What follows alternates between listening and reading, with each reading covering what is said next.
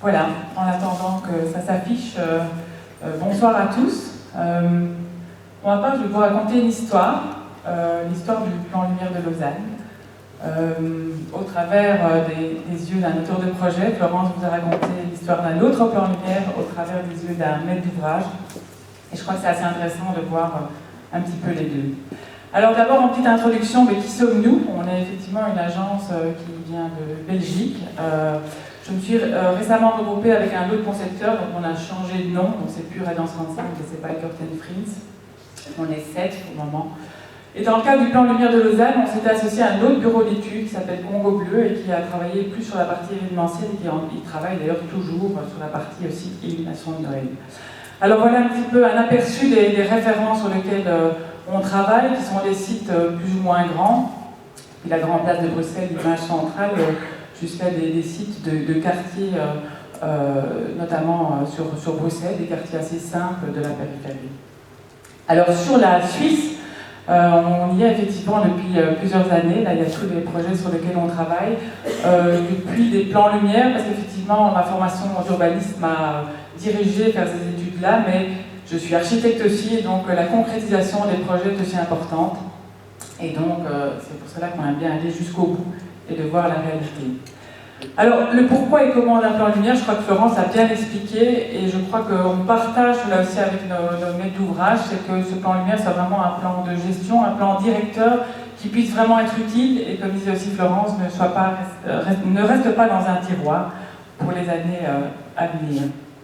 Alors, pour l'histoire de Lausanne, donc c'est un plan lumière qui est en 3 actes. Le premier acte, c'est le diagnostic, c'est donc comprendre le territoire. Dans ce cas-là, on a commencé en avril 2011. Le deuxième axe, c'est le plan lumière proprement dit, et le troisième axe, ce sont les avant-projets que je vais expliquer, donc qui ont été terminés en novembre 2012.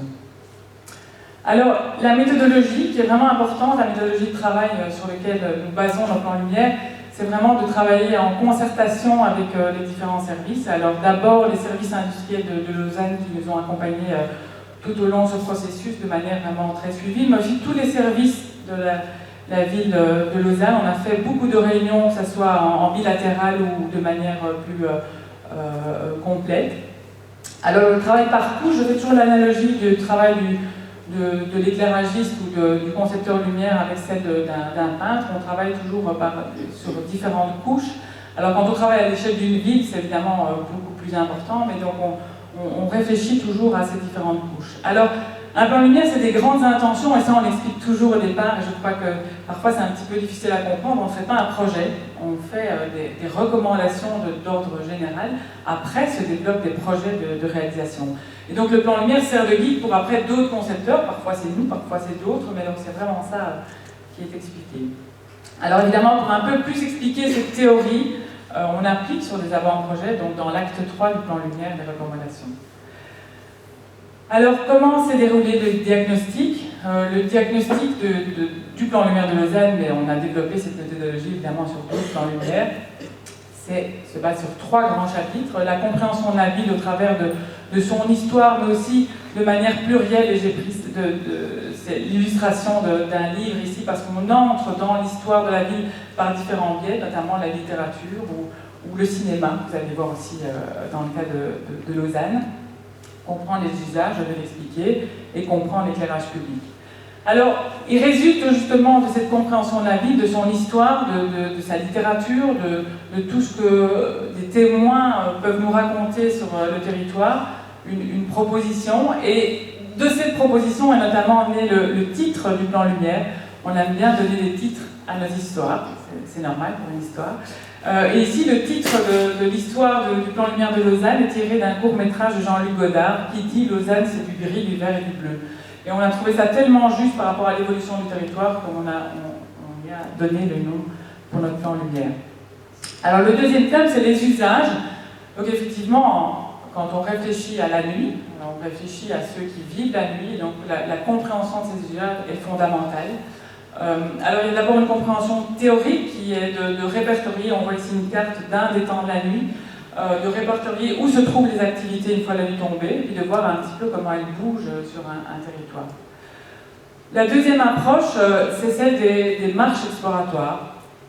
C'est une approche qu'on a développée depuis 2009 parce qu'on était un petit peu frustrés des rencontres en salle avec les usagers et on s'est rendu compte que d'aller ensemble sur le territoire et de sentir ensemble la nuit était beaucoup plus riche de retour par rapport à ces ressentis par rapport à la nuit que de discuter en salle. Alors ça dépend des territoires sur lesquels on travaille. Dans le cadre de Lausanne, on en a quand même fait 3 parce que le territoire est assez grand. Alors il se fait qu'on a eu en même temps un mandat pour les CFF et donc effectivement on a intégré une démarche qui a servi justement à la compréhension des lieux. Donc 3 marches exploratoires pour ce quartier-là. Cette ville-là, pardon.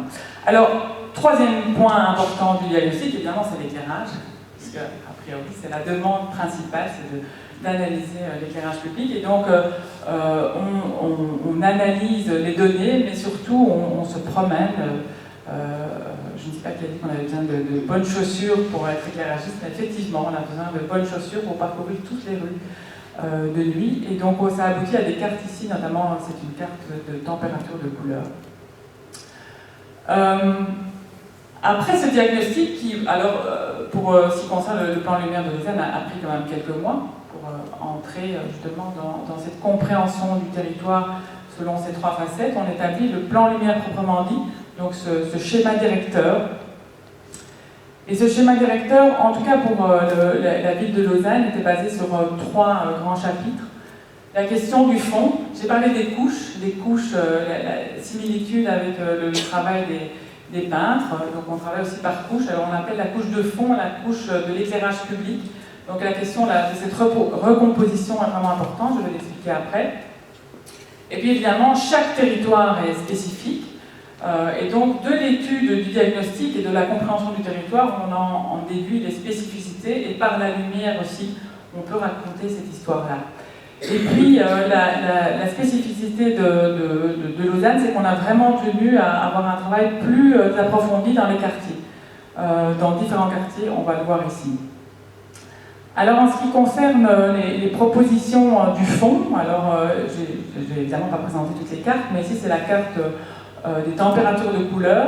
Un changement aussi qui a été fait par rapport à nos autres plans lumière, c'est que pour justement suivre l'évolution des technologies, on ne parle plus de technologie dans les propositions, mais de température de couleur.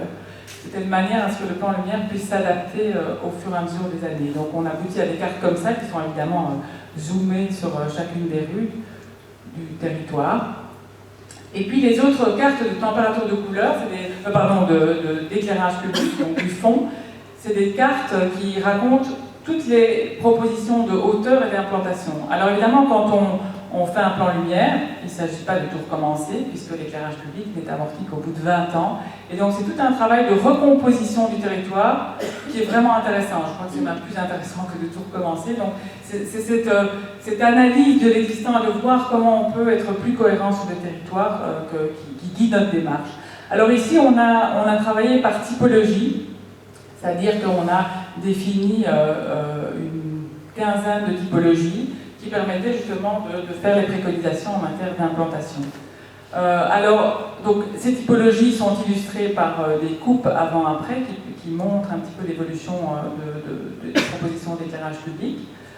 Une réflexion sur le mobilier, évidemment, même si c'est pas... Alors, notre réflexion sur le mobilier n'est pas une réflexion du tout de design, parce que le design, justement, à plan lumière, ça va dire 10 ans, alors on ne sait pas comment tiennent le territoire. Donc ce qu'on réfléchit, c'est une réflexion par rapport à ce qui existe, et donc de voir si par rapport aux différentes implantations, aux différentes propositions, la photométrie des appareils qui existent déjà convient au territoire, et donc si par exemple les appareils qui sont sur le territoire conviennent, on n'en rajoute pas d'autres. Donc c'est vraiment cette philosophie-là. Donc de cela naissent des cartes aussi d'implantation précises par rapport aux différentes voiries qui permettent aussi à la ville de Lausanne et aux services industriels après de réaliser toutes les rues et les voiries. Et puis la couche suivante, après la couche de fond, c'est la couche des verticalités, c'est-à-dire que quand on se promène sur un territoire, bon, effectivement il faut éclairer le sol, on a des normes qui nous guident. Mais ce qui est important aussi, c'est de se guider par rapport aux verticalités. Donc les avant-plans ou les arrière-plans dans les villes sont vraiment très importants. Et donc réfléchir à quoi s'accroche la lumière et ce qu'elle raconte est vraiment importante. Alors donc, il y a la réflexion sur ce qui est vraiment spécifique à Lausanne, donc les approches macro, donc qu'est-ce qui peut signer vraiment le territoire. Donc ici, 4 chapitres que je vais développer ici, comme ça on va aller un peu plus vite. La trame verte, donc de réfléchir par rapport aux différents parcs, il y en a de nombreux sur Lausanne. Quelles sont les recommandations en matière de lumière qui vont depuis on n'éclaire pas jusqu'à on éclaire un peu, pour les parcs en tout cas. Deuxième thème principal, c'est évidemment l'eau et le relief. Alors le relief de Lausanne est évidemment important. J'ai emmené mes enfants aujourd'hui et hier, et ils ont découvert les rues en pente et la difficulté parfois de les monter. Donc c'est vraiment une particularité, mais en même temps ça donne des perspectives vraiment intéressantes sur le territoire. Et puis l'eau aussi, parce qu'évidemment le parcours des fontaines, l'eau qui est amenée au-dessus de la ville, dans la cité, quand elle se crée là, est vraiment aussi raconte l'histoire de la ville. Donc on a proposé de travailler sur ces différents thèmes. La mobilité aussi, on a parlé, Florence a parlé des réseaux tout à l'heure, donc quand on commence un plan lumière ou quand on commence n'importe quelle étude urbanistique, il y a une série d'études qui sont en cours, et notamment sur Lausanne, il y a l'étude des axes forts, donc il y a beaucoup de changements au niveau de la mobilité, donc on a proposé aussi d'accompagner ça ou d'intégrer évidemment des études qui étaient déjà en cours. Et puis les patrimoines, alors c'est pas une faute, les patrimoines c'est justement dans une notion déjà d'élargissement de la notion de patrimoine. Donc la proposition qui est faite de mettre en valeur cette verticalité est faite à l'échelle de la ville. Donc il y a 31 édifices qui sont répartis sur le territoire et qui sont proposés d'être illuminés avec des recommandations assez précises de couleurs ou non couleurs et d'intensité de lumière, mais aussi à l'échelle des quartiers. Donc dans tous les quartiers, il y a des propositions qui sont faites. Je rappelle, des propositions de l'ordre de grandes intentions, donc c'est avec l'image de référence et des choses comme ça. Alors, comme je disais, c'était une des particularités de Lausanne, c'était vraiment de comprendre au sein des quartiers qu'est-ce qui pouvait aussi améliorer la lisibilité de chacun des quartiers et comment faire en sorte que quand on se promène dans chacun des quartiers, on puisse être guidé de manière plus facile. Avec la question de la transition publique-privée qui a vraiment été abordée dans ce plan lumière-là, la question des frontières. Alors la question des frontières, vous allez dire, dans n'importe quelle étude urbanistique, elle se pose, mais je crois que sur Lausanne, elle se posait particulièrement, en tout cas sur la frontière ouest, où il y a beaucoup de changements. Et puis la question des quartiers. Alors, ça, c'est une carte qui illustre justement cette réflexion sur les différents quartiers. Alors évidemment, on ne pouvait pas prendre tous les quartiers de Lausanne, sinon on aurait pris plus que 2 ans pour faire le plan lumière. Donc on a pris des quartiers types qui parlent justement de ces 3 thèmes. Et sur ces quartiers, donc on a fait vraiment un zoom, on est entré dans ces quartiers, on a réanalysé par rapport aux propositions globales ce que ça voulait dire à hauteur d'homme. Quand on se promène dans ce quartier, on a affiné, si vous voulez, les propositions au sein de ces quartiers par rapport et à l'éclairage de fond et aux verticalités. Donc je ne vais pas l'expliquer, vous pourrez le voir à loisir, il y a des brochures notamment sur le plan lumière qui existent. Alors, la phase 3, l'acte 3 du plan lumière, quelque chose vraiment qui est important, sont les avant-projets. Les avant-projets permettent d'expliquer dans des cas concrets ce qu'on a fait comme recommandation avant, parce que c'est vrai que c'est des documents assez touffus, ardus, de nombreuses pages, et il faut un petit peu comprendre comment ça marche. Et donc les avant-projets servent à expliquer, alors on le fait de manière très très méthodologique, d'expliquer comment on applique le plan lumière, et tant qu'à le faire de manière méthodologique, on le fait sur des lieux sur lesquels il va y avoir quelque chose qui puisse se réaliser assez vite. Alors, les avant-projets ont été évidemment choisis en concertation avec la ville. En ce qui concerne le plan lumière de Lausanne, il y en avait 4. Le quartier de Montélie, sur lequel il y avait un contrat de quartier, la cité Beauvresse, qui se trouve dans les hauteurs et qui a toute cette dimension de quartiers sociaux sur lesquels on pense, en tout cas au sein de notre agence, qu'il est vraiment important de réfléchir autrement à la lumière. Les parcs de rive, parce que c'est une des particularités aussi de Lausanne et que la réponse par rapport au parc est vraiment importante. Ça permettait d'illustrer les recommandations générales.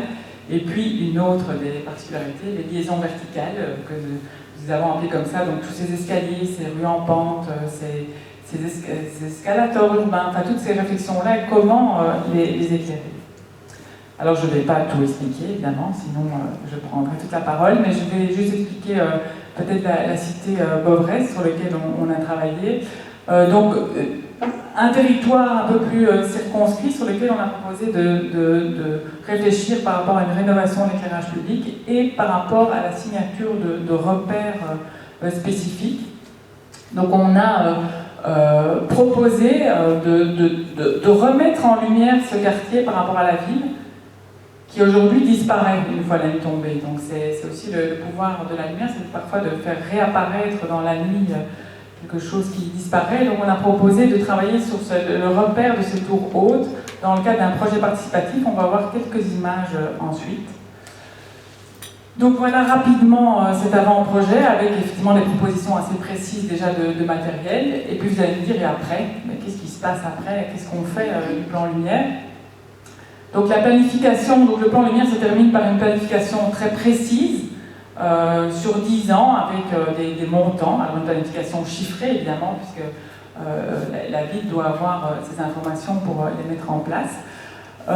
Donc il y a une planification sur 10 ans, il y a la communication sur le projet qui est aussi très importante par rapport aux acteurs publics des différents services, mais aussi aux acteurs privés dont a parlé Florence, et je crois que la meilleure chose à faire, puisqu'il n'y a pas de réglementation, c'est de communiquer le plus possible sur l'intérêt d'intégrer une démarche globale, et puis aussi former les services. J'ai eu l'opportunité, et c'est vraiment la première fois, de faire des formations au sein de la ville de Lausanne, pour justement expliquer comment utiliser ces gros dossiers de plus de 300 ou 400 pages au total, savoir comment les utiliser, et ça c'est vraiment une bonne démarche justement pour qu'il y ait une appropriation de l'ensemble du territoire. Alors ce qui est intéressant aussi dans cette image-là, c'est que quand on planifie, alors évidemment c'est un équilibre, c'est une démarche aussi politique, donc on peut choisir de tout mettre au même endroit ou de répartir, et donc souvent c'est une question de répartition entre ici évidemment la cité et le centre, les quartiers périphériques comme les Bovresse ou la Bredonnette de l'autre côté. Donc il y a vraiment dans ce préavis une attention particulière qui a été proposée par rapport à ça. Alors pour terminer, quelques illustrations, parce qu'après après 2 ans, donc, le préavis a été voté, et donc ça c'est une bonne nouvelle parce que le plan lumière est vraiment en cours. Et donc il y a en tout cas ici plusieurs projets qui ont été proposés. Le premier n'est pas vraiment dans le cadre du plan lumière, mais finalement il a suivi parce que nous avions gagné un appel d'offres sur le musée olympique, le jardin du musée olympique, donc c'est finalement la première réalisation, et on l'a fait en étroite concertation aussi avec les services industriels. Ça n'a pas été parfois sans mal de le réaliser, mais on y est arrivé et ils sont effectivement assez contents de réalisation. Alors les Bovresse, j'ai pas résisté à monter les premières images, même si c'est pas encore du tout réalisé, mais on a fait lors de la fête de quartier. On a fait une première mise en bouche du projet avec les illustrations qui ne sont pas encore les illustrations finales, mais qui ont fait l'objet d'un concours de photos au sein du quartier. Donc la photo qui est projetée, c'est la photo gagnante.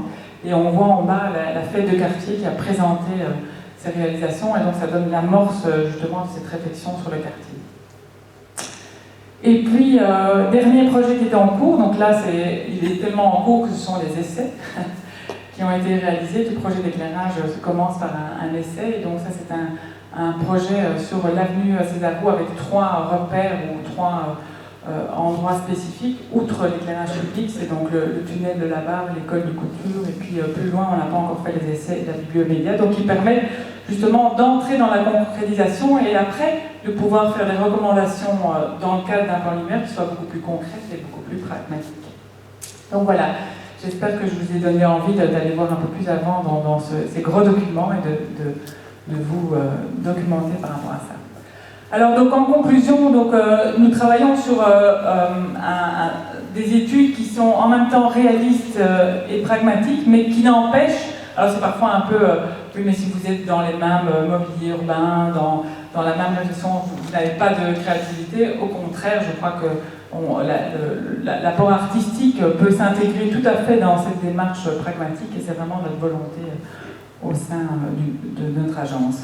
Voilà, je vous remercie et j'espère qu'on pourra débattre après sur le sujet. Merci.